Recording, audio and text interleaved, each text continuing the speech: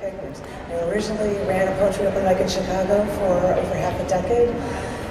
Because of a job change, we've been here for just about a year now. And I'm trying to fit in. I hope I'm doing it. And because I usually write as a Chicago girl about things that are stressful and angry, because guess what, it's city life, you know? I'm like, all right, here's my challenge. I'm going to write about, I will say, more connectivity than peace, but I hope you enjoy. A few of you have chapbooks of most of what I'm reading tonight, and thank you.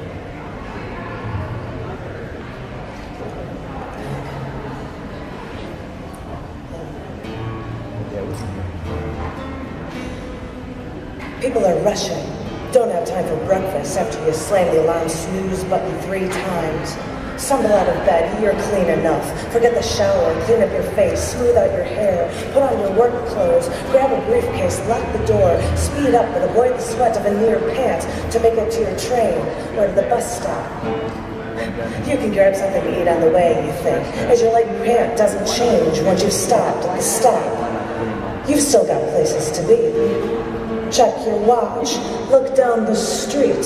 Where is your carrier? You need that vehicle to get you to where you need to be. Pace a bit. Adjust your clothes. Check your watch. You know, this is corporate America, you think. Hurry up and wait. The world rotates at nearly 1,000 miles an hour. Everything is spinning. You see more and more, but feel connected less and less. So maybe it's time to make choices, and it's time to lay claim to everything that we've been blindly giving away.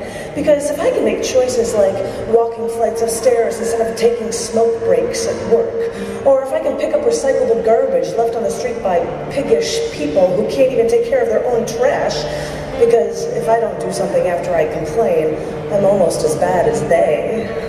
If I can make choices like that, maybe it's time to look for peace or even meditate anywhere.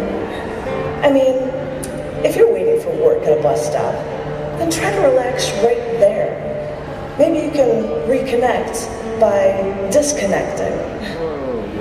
Find some time like this to just stop, because everything around you just moves too fast anyway. The world orbits its axis at close to 1,000 miles an hour. It speeds around the sun at 66,000 miles an hour. And our solar system is hurtling around the outer edges of our Milky Way galaxy at 483,000 miles an hour. And newsflash, our entire galaxy is speeding away from other galaxies too, at an astounding 1.3 million miles an hour, which the last time I heard is getting closer and closer to the speed of light. So, if the news from the world is bombarding you while you're being hurtled through the cosmos, maybe it's time that you need to take to meditate, mentally step outside it all. Maybe then you could gain a new perspective, come to peace with everything. And maybe that is when you disconnect, that this hurtling earth can come full circle and everything can connect again.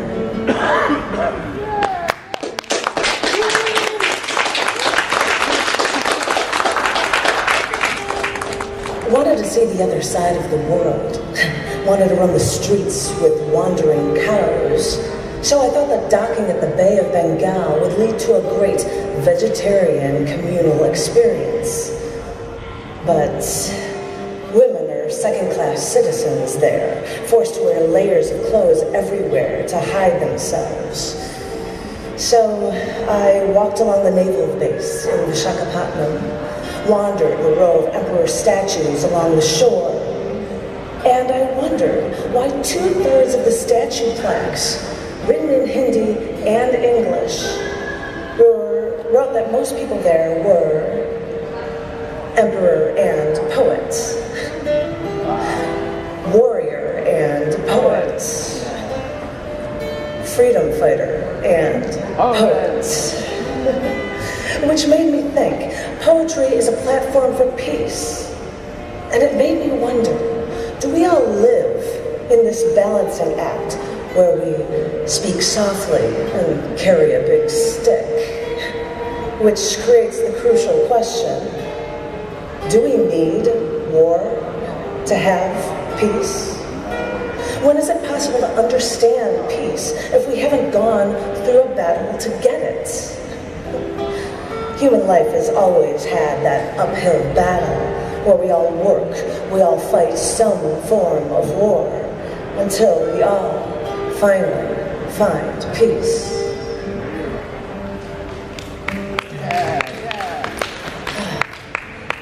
I had a really heavy workload. Months went by, the workload piled, the boyfriend was bringing me down. And I'd wake up every day in so much pain. My shoulder, elbow, back, and knees. The pain drove me to the doctor. But after the blood test, they found nothing wrong. But they guessed it was arthritis and gave me really strong pills. They'd make me dizzy, they'd knock me out, but they didn't relieve the pain. So after 4 months, I got away. Got away from the work, got away from the boyfriend, and enjoyed the sun and the sand and felt at peace again. And that's when I realized I don't need that boyfriend. And I can handle the work, so I didn't need the pills. And the aches and pains, they went away. And that only happened when I brought peace back again.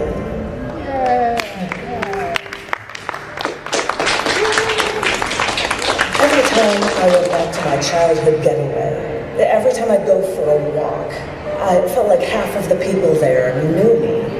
You didn't feel afraid to say hello to strangers because everyone here was at home. Now, I don't drink coffee.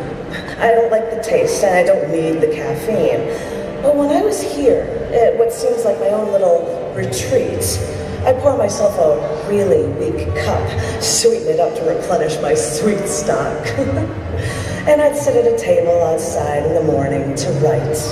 Or I'd sit at a bench and watch retired couples play round-robin doubles tennis.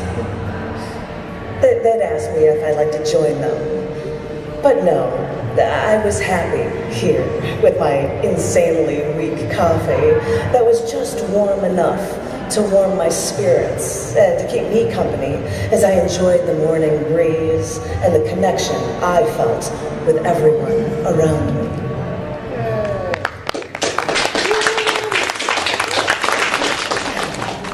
After hiking for miles at Arches National Park, I realized that coming at a cooler time of year pretty much meant that I had the entire park to myself.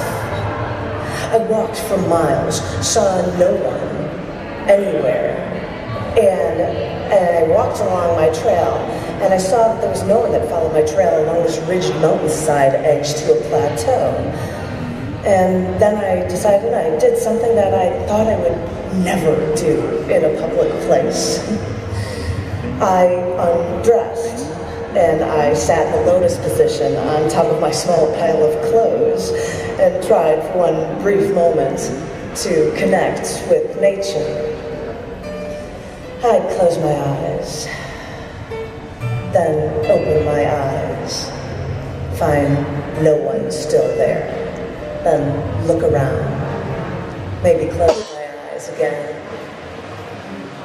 And the only thing that stopped me was the breeze at this mountain ridge, till I decided that maybe I had enough nature for one day, before I put on my clothes and continued my walk, watching the red rock, and truly feeling that I was finally a part of the world.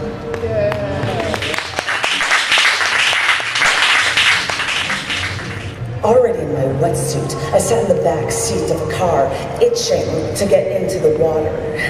The water at this bay in Oahu was amazingly blue, and all I wanted was to get into that water and swim with the fishes. And as soon as we got close, they warned me not to cross that coral reef in the water where the currents could take me out too far into the deep. So I nodded my head and went straight to the shore. And not too far in, I saw a school of bright blue, dinner plate-sized fish with bright yellow fins. And so I followed the fish.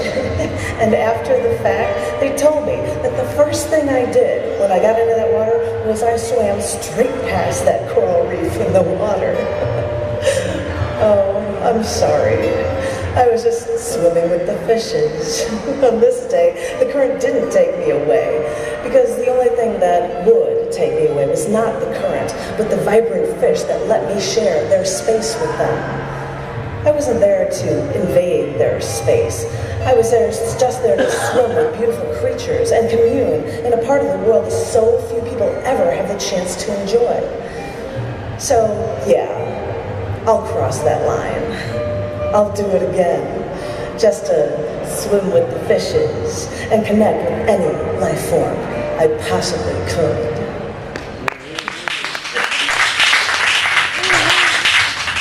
Standing in the water, maybe 20 meters from the shoreline, I saw a sea lion facing off with another sea lion on the beach. In an effort to say that they were the beach master, one started to chase the other into the water to kick them off of their domain.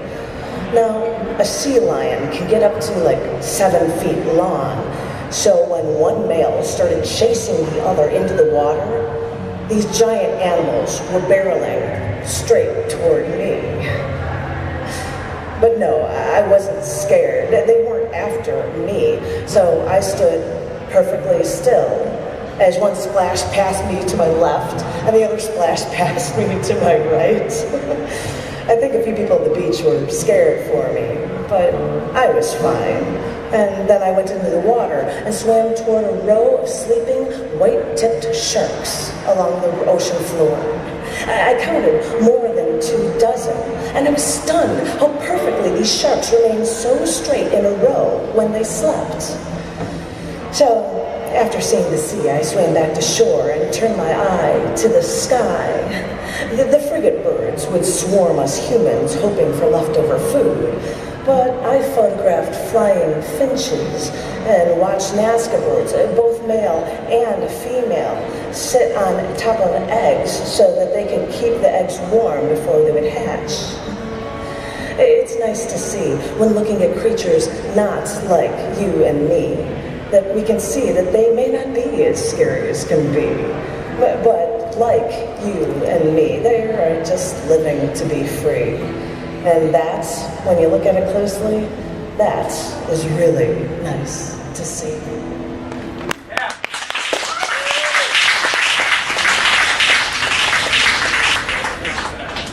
After a night camping at Bryce National Canyon, yeah, there was snow on the ground, but my sleeping bag zipper wasn't broken. I got out of my tent in the morning, and a few little birds fluttered by. And now one seemed to hang out a little too close, so I put some grain in the palm of my hand, stretched out my forearm, and remained perfectly still. Almost on cue, less than 2 minutes later, one bird landed on the palm of my hand and enjoyed the bounty I gave them. And suddenly, I felt like I was Mother Earth, and I could stretch out my arms like a scarecrow, but this time the animals wouldn't be afraid. And with my outstretched arms, I would give them food and shelter and love. And maybe that is when I twitched my finger, or else I was out of food. Because the next thing I knew, my 3-inch little bird took a step or two along my palm and across my fingers before it flew away.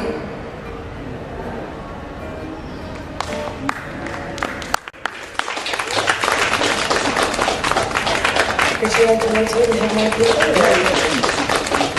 I guess I'm ready to go.